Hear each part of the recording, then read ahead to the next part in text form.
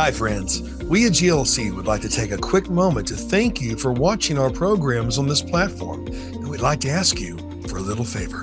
Would you please go beneath this video and click the subscribe button? Did you know that by simply subscribing to the GLC YouTube channel, you can help us financially support the programs on this platform?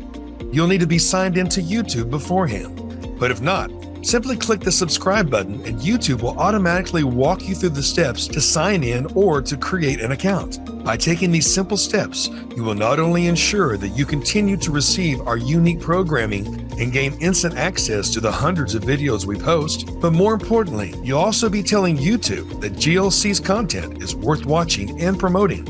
Likewise, if you enjoyed a specific program, please click the thumbs up button below, which also helps inform YouTube that this is a program worth recommending. Finally, once you have logged in and subscribed, please click the notification bell below in order to receive announcements when we post new content. As usual, feel free to post your questions and comments in the comments section below. We always love hearing from our friends and viewers. Again, thank you for watching and supporting God's Learning Channel. We couldn't spread the message of the gospel without you. Be blessed, and we hope you enjoy the show.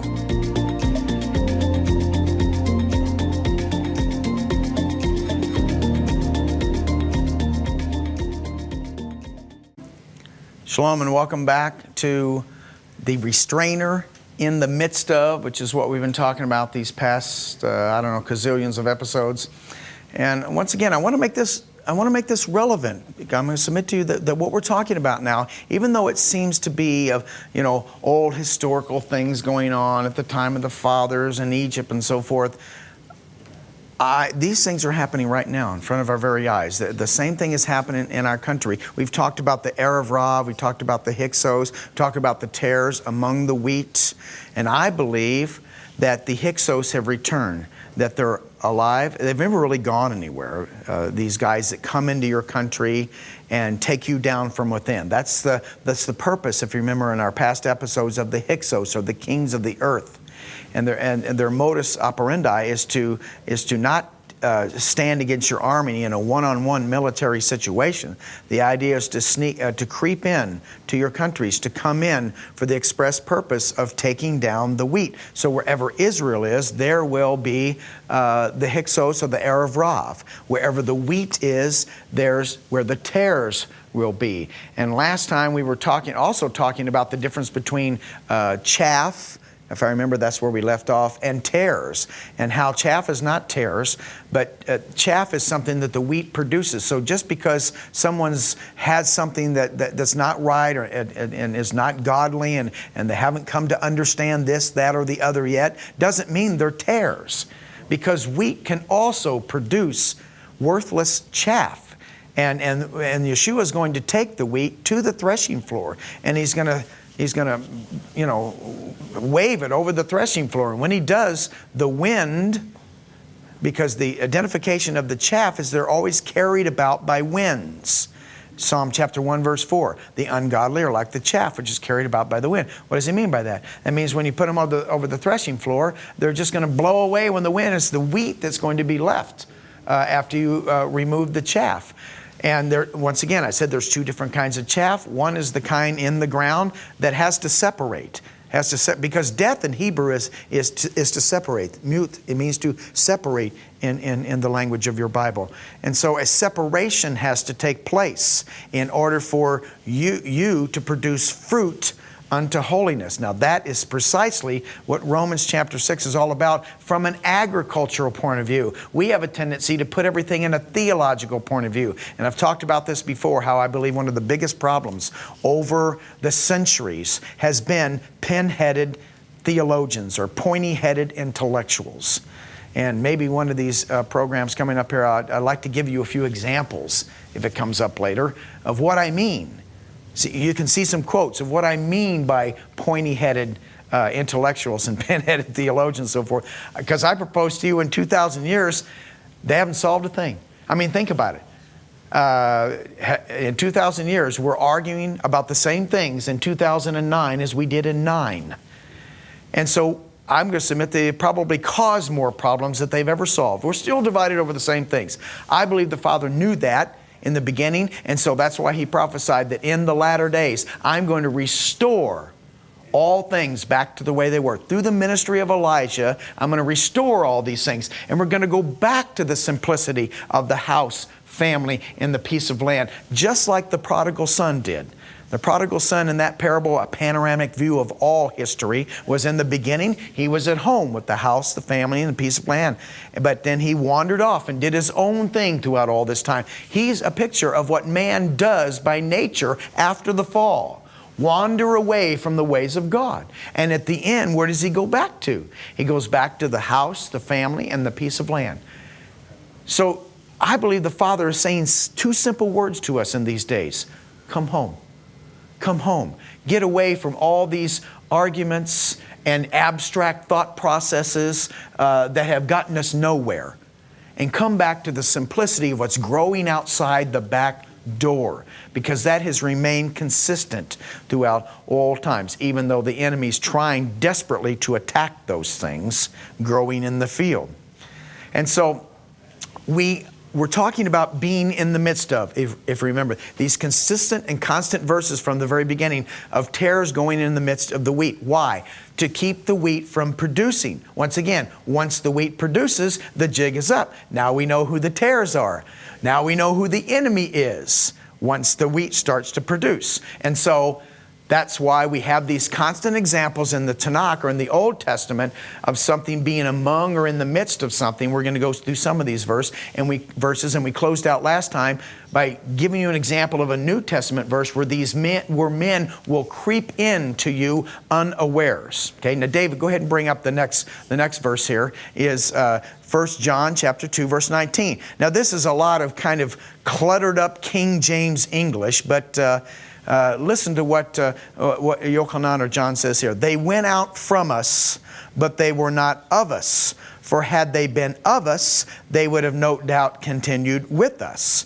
But they went out that they might be made manifest that they were not all of us. Now that's a lot of stumbling King James English that basically says they were in our midst and of us, but they were not really of us.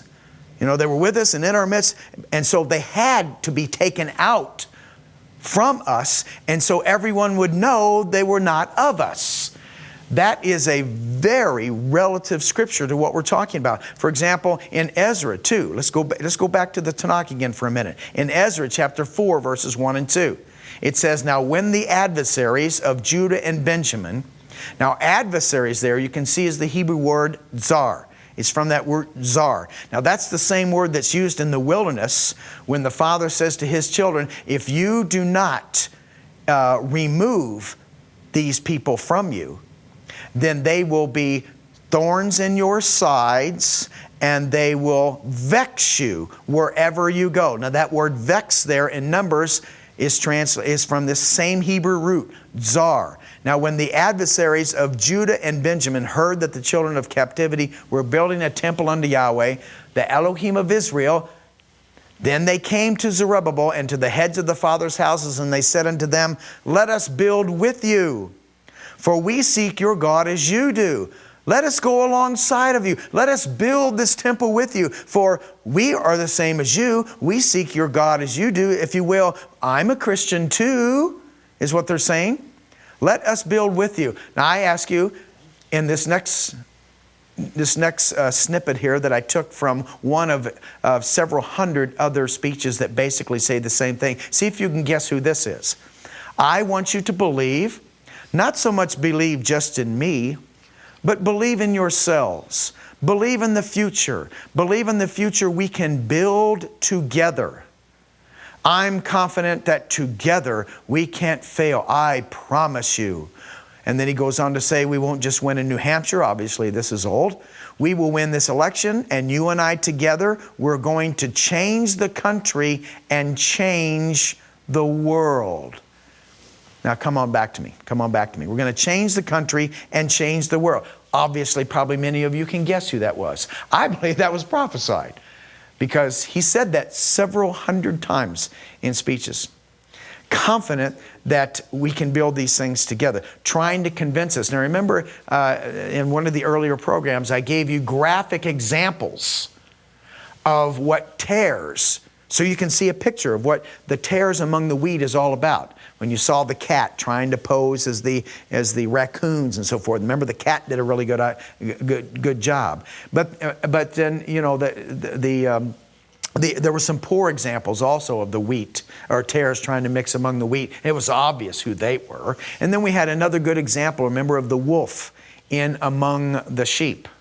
But there's also a lot of photographs available of other tares mixed among the wheat as well that give you a graphic picture of what we're talking about here. Let's go back up again. Bring it back up again, David. I want you to see this verse as well.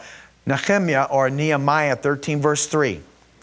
Now it came to pass when they had heard the Torah that they separated from Israel all the mixed multitude. Now this time it happens to be from the Hebrew root kal erev. All the multitude is literally what that says in the Hebrew. But what's interesting, of course, is when they had heard the Torah, they separated from Israel all the mixed multitude. So it was the Torah that revealed to them that they were mixed. As if without the commandments and the Torah of our God, you don't recognize you're mixed. Because the Torah is what produces the fruit.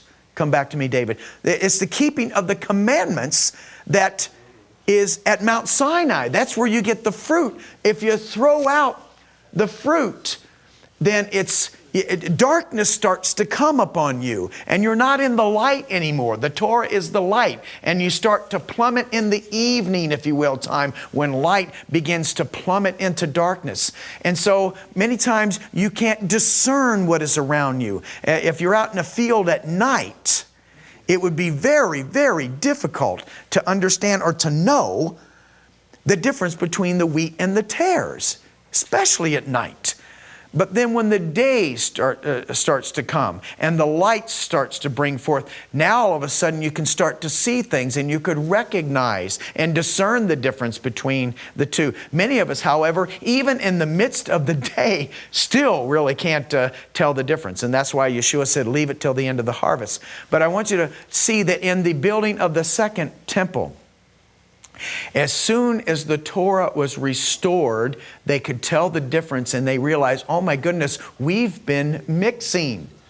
It was the Torah that did that. Remember in the days of King Josiah, the same kind of thing happens when they had ignored the book of the Torah all this time. And when it was found in the midst of a temple that was in shambles. If you remember the story in Kings, in the days of King Josiah. And they brought him the book of the Torah. And when he read the Torah, he realized, he began to see, oh my goodness, the temple is in shambles. Now remember, as I speak, you and I are the temple. You and I are in the temple. And what we're trying to do, those of us who teach the restoration back to the way things were, our motivation, at least I hope that's our main motivation, is to restore this temple, if you will, of our Father in preparation for a bride, waiting for a bridegroom to come. He's not going to come back to this raggedy temple, if you will. But we were beginning to prepare ourselves for a bridegroom coming. And one of the parts of this preparation is the restoration of the commandments of God, which were thrown out by religious systems over time. And when that happens, then we begin to realize that we've got some spots. We're going to come to that in a minute. There are some spots and blemishes and some mixing going on here. And when we hear the Torah, then it will remind us to remove these spots. Now our next verse, if you can bring that up here, David, is in Jude. Jude 12. Now let's bring this back into the New Testament. The same kind of concept Paul is going to use, and John and Peter in their writings as well. I just want you to be sensitive to these things as they're already defined for us in the beginning.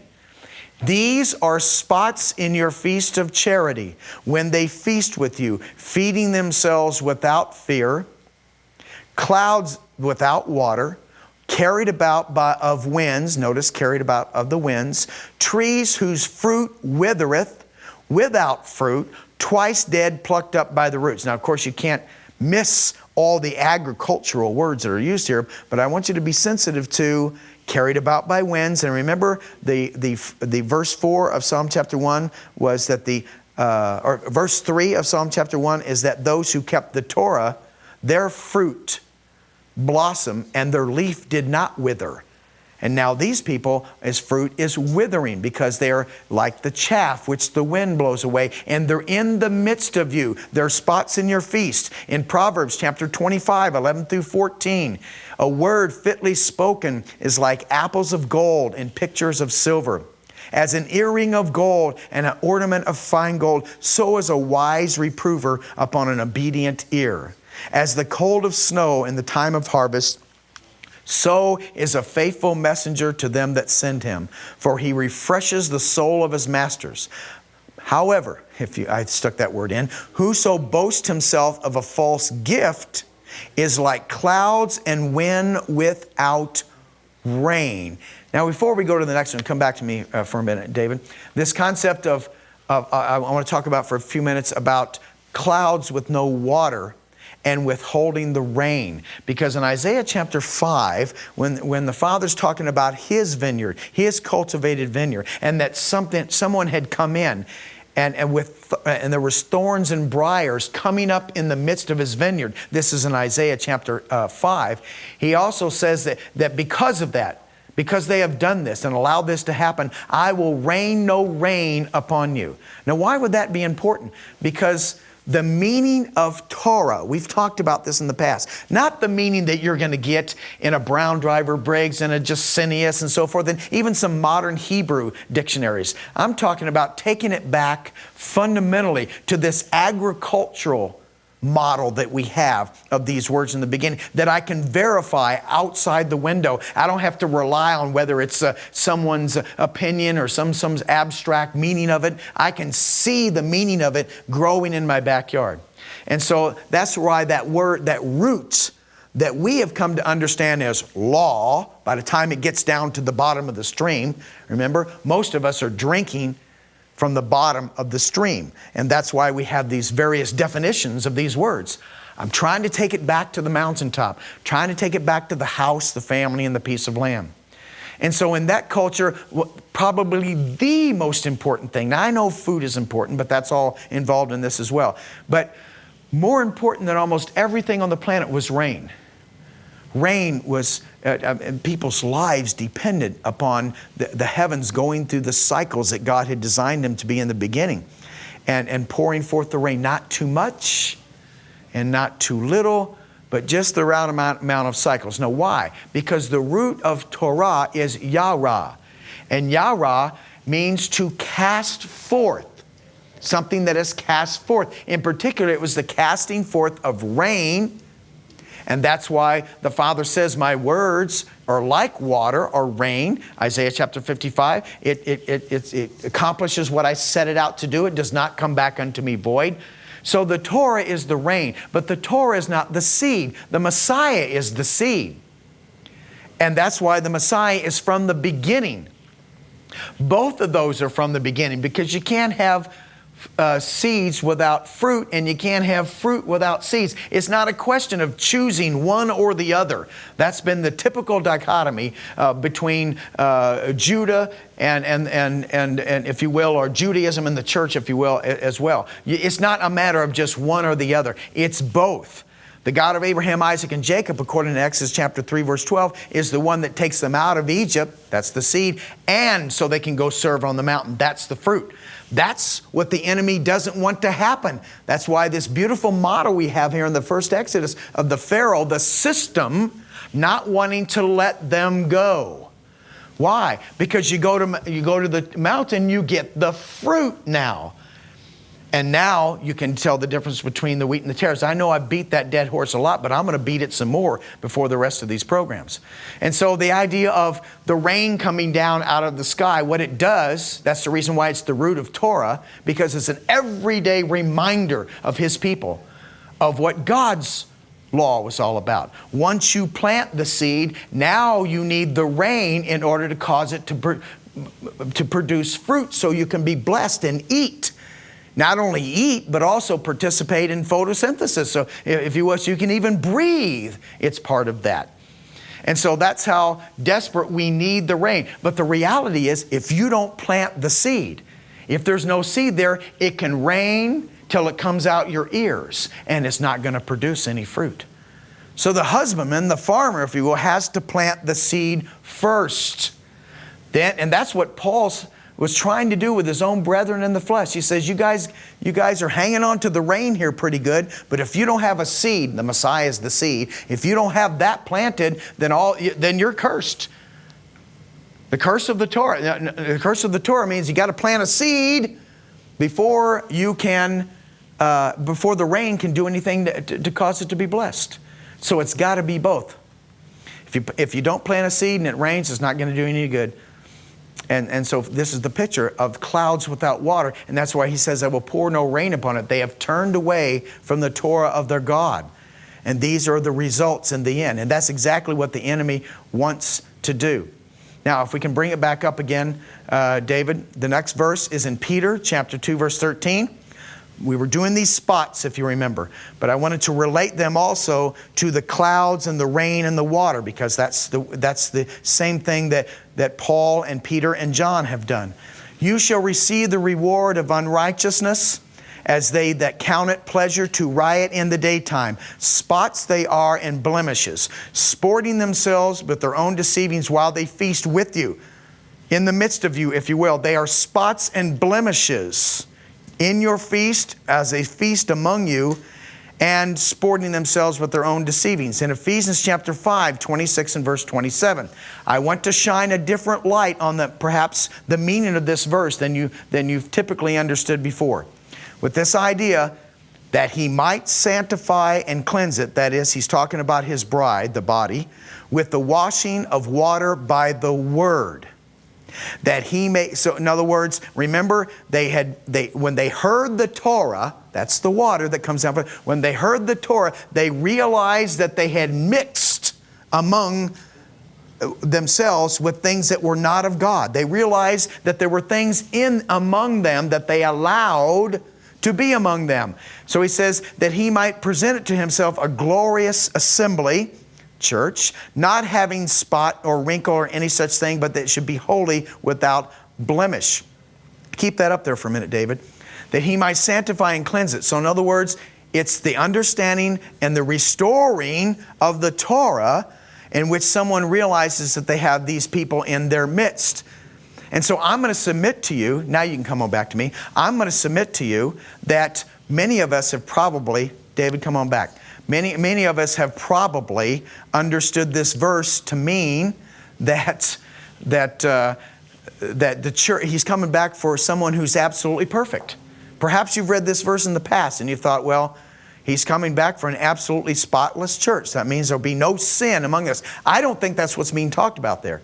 I think in context, what this is talking about is that when you have restored, remember the ministry of Elijah was to restore all things. When his special bride begins to remove these spots from among them, then he's coming back for this glorified assembly, not having spot, meaning they've removed the spots for them, not that they're an absolutely perfect church. And so in Deuteronomy chapter 32, verses 4 and 5, we have these spots again. It says, he is the rock, his work is perfect, for all his ways are judgment, a God of truth and without iniquity. Just and right is he. They have corrupted themselves. Their spot is not the spot of his children, and are a perverse and crooked generation. Okay, come on back to me now, David. So I'm going to submit to you that that's the context of what's being talked about here. Because this is the model given in the beginning of what's going on in the field. If the tares come from among the wheat and they keep them from producing, the Father's saying, when the wheat starts to produce fruit in the latter days, how? By returning back to the Torah, to the commandments, which is your fruit. Then we begin to realize, oh my goodness, we've mixed the ways of God with all these other things. And so we begin to take these spots from among us. Some of you looking at me right now, you know exactly what I'm talking about, because that's something that's been dramatically happening to you. Many hearing my voice, not all of you.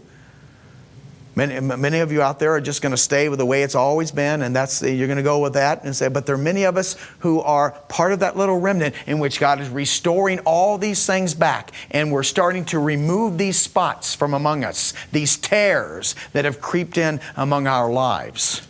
And then when that happens, that's when He's going to eventually have a spotless bride. Not one who's absolutely sinless, but have removed the tares from them, is what I submit to you. Now, can we go on to Deuteronomy chapter 13, verse 13? If you can bring that up, David, for just a second. Deuteronomy 13, verse 13. Certain men, the children of Belial, are gone out from your midst. Now, once again, it's translated here in the English as from among you. In Hebrew, in the midst of you, and have withdrawn the inhabitants of their cities, saying, let us go and serve other gods which ye have not known. Now notice the association of letting them be among you with, once again, just like the bunch that Esau left with Jacob. They have come among them, and now they're causing them to serve other gods, which ye have not known, certain men of Belial. Now, I want to close this session with a quote from a rabbinical commentary called Tikkunei Zohar 21, verse 5, and we'll probably get into the details of it next time. This is a commentary on the Babylonian Talmud, Brakot 17a, on the meaning of the leaven in the dough. Now, keep in mind something I've said to you in the past. I only quote the rabbis when the rabbis agree with me. So I don't, let me get that off the screen. Do you want to stop the scanning? Yes, go away.